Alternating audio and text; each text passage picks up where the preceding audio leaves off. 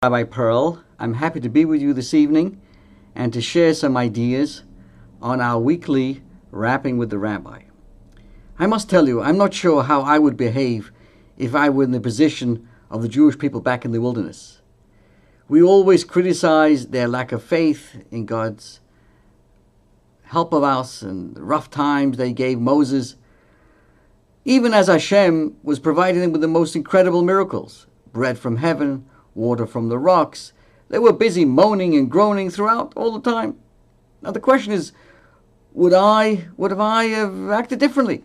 Who knows? You think it's easy to live in the desert, even with all the miracles that the Torah tells us? I think it depends very much on a person's attitude and perspective of life. And recently I heard a very powerful thought in the name of Rabbi Moshe Feinstein. He's one of the most outstanding authorities of Jewish law in our time. He passed away in 1986. He was speaking of the generation of the Jewish immigrants who came to the United States, who spawned what became known as the lost generation. Why was it that the children of parents who were religious, or at least traditional, moved away so far away from Judaism of their homes that were brought up, their parental homes? And Ramosha argues that could be summed up in one simple word: is a question of attitude. Did those parents convey to their children that Judaism was a burden or a boon, a pleasure or a pain? Was the constant refrain that these children heard at home, was it an "Oi, it's hard to be a Jew," or "it's good to sein a Yid, it's good to be a Jew"?